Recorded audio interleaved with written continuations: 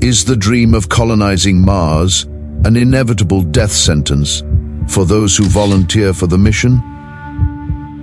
This is a step-by-step timeline showing how the crew could suffer, deteriorate, or even die in an instant during each phase of their journey to Mars. Imagine stepping onto a spacecraft knowing that this may be the last time you ever breathe Earth's air, feel its gravity, or see its brilliant blue sky. The mission to Mars begins with its first potentially deadly event, the launch. The spacecraft rides a towering column of exploding fuel, taking the crew from the comfort of Earth's embrace to the lethal void of outer space. One failed valve, one electrical glitch, or just a single miscalculation will turn the most advanced rocket into a fireball within seconds. Beyond Earth's atmosphere, the void is waiting, a place where the margin of error is zero. The trip to Mars lasts 6 to 9 months, and it's all in microgravity. From the very first minute, your body begins breaking down. Without gravity pulling on your muscles and bones, they begin to atrophy. Calcium leaches from your skeleton, leaving your bones brittle and weak. Your muscles waste away no matter how much you exercise.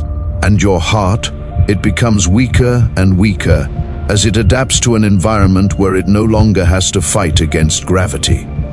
On a Mars mission, you'll arrive in a significantly weakened condition compared to when you left the surface of Earth. And as your body deteriorates, unseen deadly radiation assaults you relentlessly every minute of every day. The spacecraft doesn't have a magnetic field like the Earth, and no thick atmosphere for protection. Cosmic rays pierce your DNA, mutating your cells, increasing your risk of cancer with every passing day.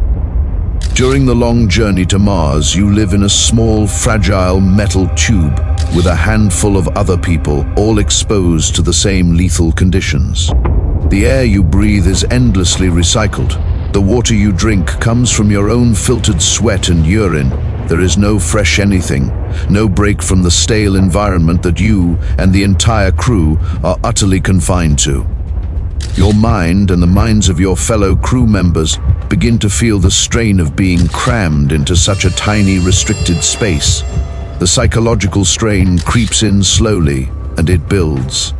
Months of isolation, knowing that you're millions of miles from any sort of respite or help, and even in the controlled environment of the ship, a simple infection, a ruptured appendix, or a sudden heart attack would most certainly result in death.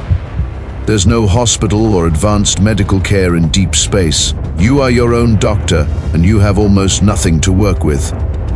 Then, when you finally arrive at Mars, you face one of the most dangerous phases, the landing. Mars has an atmosphere too thin to slow you down. It's 1% the density of Earth's. It's thick enough to generate searing heat during entry, but not enough to allow you to safely parachute to the surface.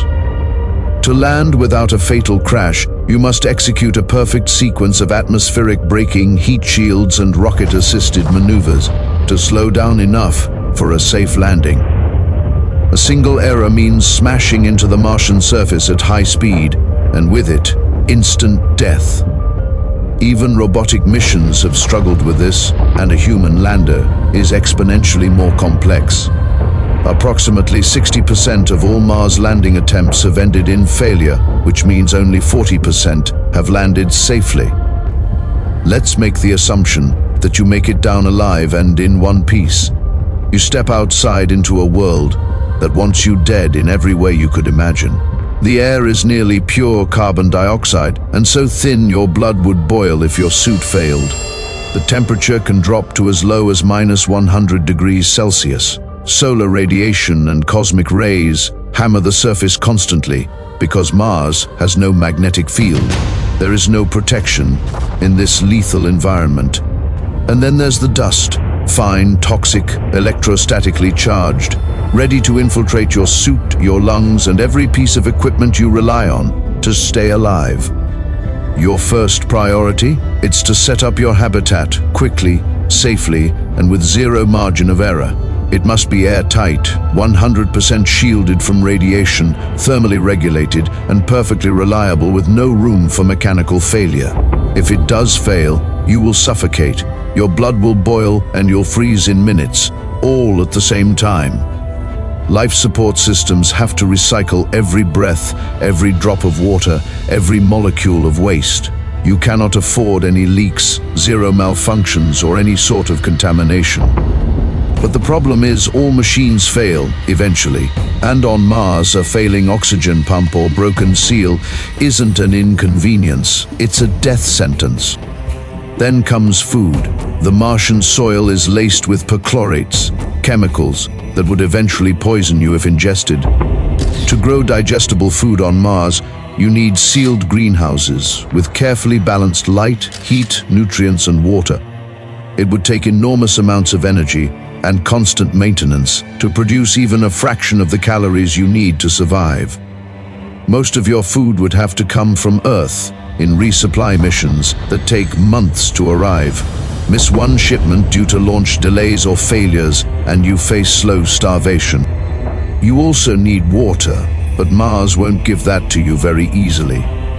You would have to locate and mine buried ice and then purify it, or endlessly recycle the water you already have. Every liter is precious, every mistake in storage or filtration, catastrophic. All this time, your body continues to decline in the low-gravity environment. Mars only has 38% of Earth's gravity. Your muscles will never rebuild, your bones will never regain their strength, and your cardiovascular system will keep adapting downward to a weakened state. Stay long enough, and your body will become permanently adapted to the weaker pull of Mars' gravity. Return to Earth, and its full gravity could cripple or even kill you. For the first Mars cruise, there is no realistic way back. It's a one-way journey into permanent exile. While your body degrades, your mind faces new dangers. You're confined to a tiny base with the same handful of people. The landscape outside never changes, just endless barren rock under a thin pinkish sky. There's no rain, no forests, no oceans. Communication with Earth is delayed by up to 20 minutes each way. In an emergency, there's no help, no one to call. You are utterly alone. The psychological strain becomes a slow, creeping threat. Anxiety, depression, paranoia, and conflict within the crew would eventually tear the mission apart from within. Even if you somehow hold everything together, your mind, your body, your habitat, the planet itself, will slowly weigh on your body and mind. There's the dust storms that can rage for months, choking solar panels and shutting down power. Life support systems will age, break, and need replacement parts that you can't manufacture on Mars. Medical emergencies will happen, and you won't have the tools or specialists to deal with them. Even the best technology we have on Earth fails regularly. And on Mars, there's no backup, no spare parts beyond what you bring, no endless supply chains to rescue you. Over years, Entropy will claim the colony piece by piece, and if anyone ever dreams of truly colonizing Mars, the long-term problems multiply.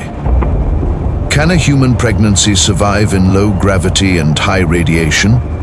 Would children born on Mars even survive? If they did, would their development be permanently altered by the alien environment? Would it slowly kill them, as their frail bodies were meant to grow in the environment of Earth? We don't know, and the first attempt might answer that question in the harshest way possible. Mars offers no kindness, no safety net, no second chances. It's not a new home. It's a hostile outpost where survival depends entirely on fragile machines and a constant stream of resources from a planet millions upon millions of miles away. A single failure anywhere in the chain leads to death. Every moment is a fight against an alien world that doesn't care if you live or die. Even if humanity decides to go to Mars, lands there, builds a base, and manages to live for years, it won't be colonization. It will be survival inside a bubble, a tiny human existence on a planet that can never truly belong to us. For those who go, Mars will almost certainly be the last place they ever see. For those who dream of Mars as our next great home, consider the reality. The launch can kill you, the journey will weaken you. Then, your arrival at Mars may end the mission, with a crash landing that would be 100% lethal. And if you are lucky enough to survive, the planet itself will spend every second trying to finish the job. Yet in spite of all this, some will still go, because even in the face of certain danger, the human desire to reach beyond what we know burns hotter than any fear. And maybe that's the real truth of Mars, not a new beginning, but the ultimate test of how far we're willing to suffer, sacrifice, and die, just to touch a world that was never meant for us to live on.